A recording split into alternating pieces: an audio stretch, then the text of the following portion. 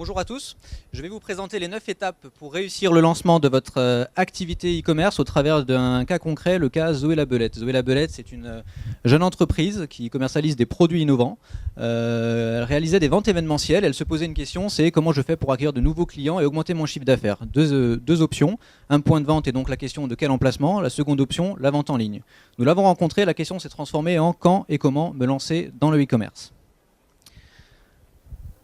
Alors les 9 étapes pour réussir le lancement de votre activité e-commerce appliquée au cas Zoé la Belette, c'est premièrement un objectif. Quel est mon objectif? Quel est le chiffre d'affaires et à quelle échéance? Toujours partir d'un objectif, c'est extrêmement important. L'objectif de Zoé la Belette était fixé à 3 ans. Second point, le partenaire. Quel partenaire choisir? Les critères à mettre en avant, c'est le budget bien sûr du projet, le feeling qu'on a avec la personne qui va vous accompagner, éventuellement la présence d'un engagement au résultat de la part de votre partenaire, ainsi que les références de ce partenaire. Troisième point, le design. Donnez envie à vos clients d'acheter vos produits au travers de votre design, reflétez l'identité de votre marque et ayez un design qui vous permet de vendre sur tous les supports mobiles, tablettes, ordinateurs. Quatrième point, le catalogue produit. Soignez votre catalogue produit, permettez aux clients de savoir ce qu'ils vont acheter grâce à de belles photos et à de bonnes descriptions. Cinquième point, le paiement. Le paiement, c'est un aspect vraiment très stratégique. Il faut c'est un service qui est proposé aux clients. On recommande de laisser le choix à l'internaute de choisir le mode de paiement qu'il souhaite, PayPal, carte bancaire ou tout autre paiement qui pourra lui donner satisfaction.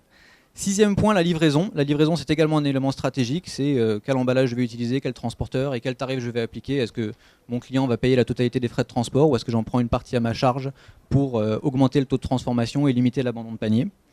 Septième point, le référencement. Le référencement, c'est comment atteindre et attirer les acheteurs. Référencement naturel, référencement payant ou toute autre stratégie qui vous permet d'attirer des visiteurs, notamment les réseaux sociaux. Nous avons ensuite la fidélisation. Alors la fidélisation, on la prend en compte très en amont parce que la fidélisation, pour nous, ça démarre dès que le client a effectué son acte de paiement. Dès que le client paye, on rentre dans une démarche de fidélisation. Il faut soigner les emails de suivi de commande de façon à ce que le client se sente en confiance et soit disposé à revenir faire un deuxième achat ultérieurement. Enfin, les indicateurs, c'est quels sont les chiffres dont j'ai besoin. Et uniquement ceux dont j'ai besoin. Inutile de regarder des tonnes de chiffres. Focalisez-vous sur ceux dont vous avez besoin. Suivez ces chiffres-là pour gérer votre activité. Les résultats obtenus, toujours dans le cadre de la réussite du lancement d'une activité e-commerce, c'est un lancement réalisé en moins de 3 mois. Ce sont des visites grâce au référencement naturel et payant que nous gérons pour notre client. C'est une présence sur les réseaux sociaux qui est assurée par le client lui-même et qui lui assure également du trafic. Ce sont des commandes chaque mois et c'est une cliente qui témoigne de sa satisfaction et qui nous a déjà recommandé, donc un bel exemple.